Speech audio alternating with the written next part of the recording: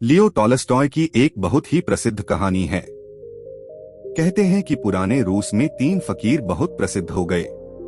वे इतने प्रसिद्ध हो गए कि वहाँ का जो सबसे बड़ा पादरी था, उसे उन तीनों फकीरों से बड़ी ईर्ष्या होने लगी, क्योंकि धीरे धीरे लोगों ने चर्च में आना ही बंद कर दिया।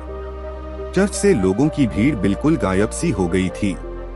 अब सभी लोगों ने उन 3 फकीरों के पास ही जाना शुरू कर दिया था। वहाँ का प्रधान पादरी सोचता कि ये तीनों कौन है जो मेरे रहते संत बन गए, क्योंकि ईसाईयत में एक प्रथा है कि जब तक चर्च किसी इंसान को मान्यता ना दे दी तब तक वो संत नहीं बन सकता। पादरी बड़ा परेशान रहने लगा, क्योंकि लोगों में चर्च की लोकप्रियता दिनों दिन कम होती जा रही थी। लेकिन एक दिन तो हद ही हो गई। पादरी पूरे दिन चर्च में बैठा रहा, लेकिन एक भी व्यक्ति चर्च नहीं आया। पादरी के क्रोध का ठिकाना न रहा। उसने निश्चय किया कि आज तो उन तीनों फकीरों की खैर नहीं। आज तो मैं उन तीनों को सबक सिखाकर ही रहूंगा। वो अपनी पूरी पादरी फेस में तैयार हुआ। उसने सोने का ताज पहना, हाथ में प्रधान पादरी का प्रतीक वाला सोने का डंडा लिया और चल पड़ा। उन तीनों से मिलने वे तीनों एक बड़ी सी झील के उस पार रहा करते थे। पादरी एक नाव में बैठकर झील के उस पार पहुंचा। थोड़ा आगे चलने पर उसे एक बड़े से पेड़ के नीचे 3 सीधे साधे से इंसान बैठे हुए दिखाई दिए। वे तीनों पलथी मारकर चुपचाप उस पेड़ के नीचे बैठे हुए थे। पादरी ने उनके पास जाकर कहा, क्या तुम तीनों पर सीधे संत हो, जिनके कारण लोगों ने मेरे चर्च में आना बंद कर दिया है? उन तीनों ने कहा, संत? अरे नहीं नहीं, हम किस बात के संत, हम संत बनने के लायक नहीं है। ये तो यहाँ के लोग कहते हैं कि हम तीनों संत हैं। पता नहीं किसने यह झूठी अफवाह फैला दी, जिसे सुनकर लोगों की भीड़ यहाँ आती है। हम तो रोज ही इन्हें मना करते हैं कि यहाँ मत आया करो, लेकिन हम जितना मना करते हैं भीड़ उतनी ही बढ़ती जा रही। हम इस भीड़ से परेशान हो चुके हैं।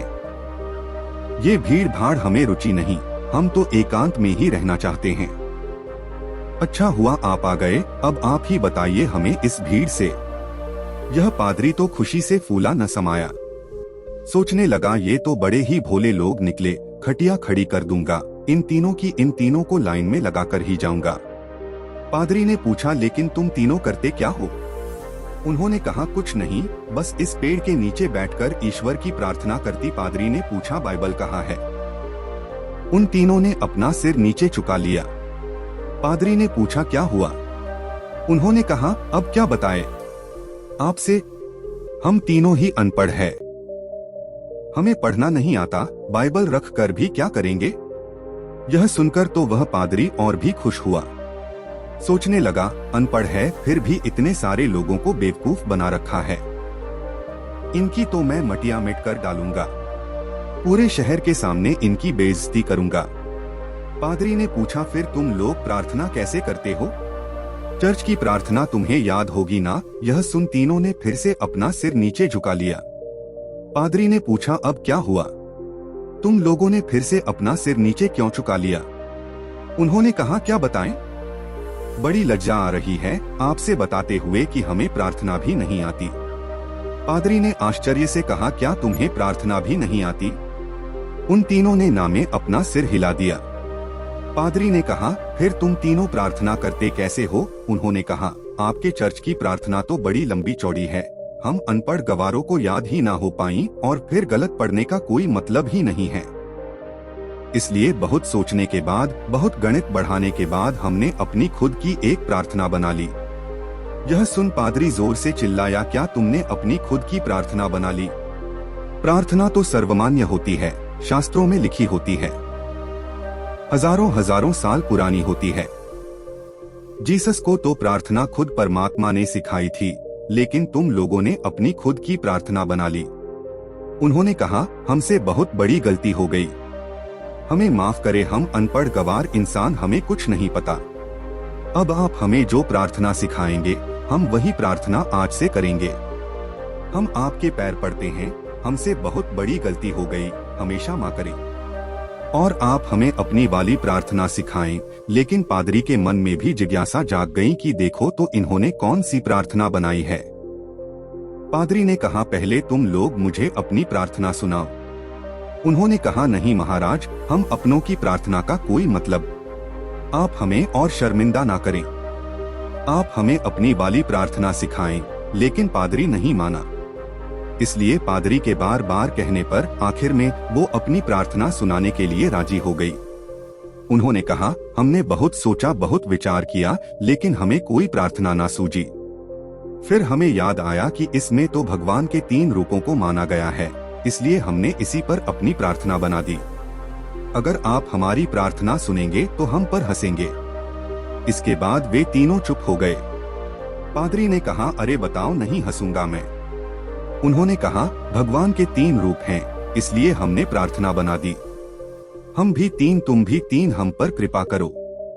यह सुन तो है गंभीर पादरी भी हंस पड़ा। बोला, जिंदगी में बहुत प्रार्थनाएं सुनिए पर ऐसी प्रार्थना कभी ना सुनी। वो मन ही मन सोचने लगा, बड़े बेवकूफ लोग, आज तो इनकी एक ठिकाने लगाकर ही जाऊंगा। इन तीनों को मेरे पास चर्च में आना ही पड़ेगा। उन तीनों ने कहा, आप हमारी छोड़िए, अपनी प्रार्थना सिखाई, ये हम आज से वही करेंगे। पादरी ने उन्हें चर्च की प्रार्थना से खानी शुरू की। उन्होंने कहा, एक बार, और पादरी ने फिर सुनाई। उन्होंने कहा, एक बार, और पादरी ने तीसरी बार सुनाई। उन्होंने कहा, एक बार और, कहीं भूल ना जाए। पादरी ने फिर सुनाई। उन्होंने कहा, एक आखिरी बार, और पादरी ने कहा, घबराओ मत, कभी कभी चर्च भी आया करो, धीरे धीरे तुम लोगों की जिंदगी सुधारने लगेंगी, और अगर रोज आओगे तो ये प्रार्थना भी सीख जाओगे। उन्होंने कहा, जी जैसी आपकी आज्ञा। पादरी बड़ा खुश हुआ। उसने कहा, तुम लोग डरना मत, चर्चाओं में तुम्हें माफ कर दूंगा और लोगों से भी माफ करवा दूंगा। उन्होंने कहा, आपका बहुत बहुत धन्यवाद, आप बड़े महान इंसान हैं। पादरी ने सोचा, चलो एक झज्जर छुट्टी इन मूर्खों को तो लाइन पे ले आया।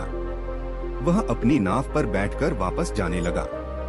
नाव अभी झील के बीचों बीच पहुंची ही थी कि पीछे से कुछ लोगों के चिल्लाने की आवाज आई। पादरी और माझी ने पीछे मुड़कर देखा तो उनकी आंखें फटी की फटी रह गई। वे तीनों पादरी को पुकारते हुए झील के पानी पर दौड़ते हुए चले आ रहे थे। वे तीनों पानी पर ऐसे दौड़ रहे थे मानो कोई जमीन पर दौड़ रहा हो। यह देखकर 2 पादरी के हाथ से वह सोने का डंडा छूटकर वहीं नाव पर गिर गया। यह चमत्कार तो आज तक केवल जीसस नहीं करके दिखाया था। वे तीनों भागते हुए नाव के किनारे आकर खड़े हो गए और पादरी से कहने लगे, आपको प्रार्थना हमें एक बार और सुना दे, हम उसे भूल रहे हैं। वो कहता है ऐसे शुरू होती है, ये कहता है ऐसे शुरू होती है, मैं कहता हूँ ऐसे शुरू होती है। हम तीनों में बहस शुरू हो चुकी है। अब हम बहस करें या प्रार्थना करें, इसलिए आप हमें वो प्रार्थना एक बार और सुना दे। पादरी ने तो झुककर उनके पैर ही पकड़ लिए और कहने लगा, अब तक जो भी बताया है, जो कुछ भी कहा है, सब कुछ भूल जाओ। तुम्हारी प्रार्थना जीती और मेरी हारी। तुम्हारी प्रार्थना ही श्रेष्ठ है क्योंकि वह सुन ली गई है, और सच तो यह है कि अब से मैं भी तुम्हारी वाली ही प्रार्थना करूंगा। गलती तो मुझसे हुई है जो मैंने तुम्हारी प्रार्थना को कम समझा, जबकि कमी तो मेरी श्रद्धा हो। मेरी आस्था में थी कमजोर तो मेरी प्रार्थना थी, इसलिए आप लोग मुझे क्षमा करें, बड़ा उपकार होगा। वे तीनों फकीर बोलते रहे कि आप एक बार हमें अपनी वाली प्रार्थना और सुना दें, लेकिन वह पादरी चुपचाप अपना सिर नीचे झुकाई वहां से चला गया। लियो टॉलस्टॉय की यह कहानी हमें सिखाती है कि ये जरूरी नहीं कि हमारे द्वारा की गई प्रार्थना शास्त्रों से ही ली गई हो। वो बहुत पर्ची नहीं होनी चाहिए, लाखों लाखों लोगों द्वारा मान्यता प्राप्त होनी चाहिए। अगर हमारी प्रार्थना सच्ची है, सच्चे मन से की गई है, तो वो परमात्मा के द्वारा जरूर होनी चाहिए। फिर चाहे वो 2 शब्दों की साधारण से ही प्रार्थना क्यों ना हो। उन 3 साधुओं की कहानी से सीखने को तो हमें यही मिलता है कि हम चाहे कुछ भी करें, लेकिन उसे दिखावे के उद्देश्य से ना करें। हम जब भी किसी काम को करें तो हमारी पूरी आत्मा उस काम में उतर जानी चाहिए। उस काम के प्रति हमारा पूरा समर्पण होना चाहिए। अगर हम हर काम को इसी तल्लीनता के साथ कर पाए तो हर काम में हमारी सफलता निश्चित है, जैसे कि उन 3 साधुओं के साथ हुआ था। उन्होंने अपनी प्रार्थना को इतने समर्पण भाव के साथ किया था कि प्रार्थना उन्होंने नहीं, उनकी आत्मा नहीं की थी।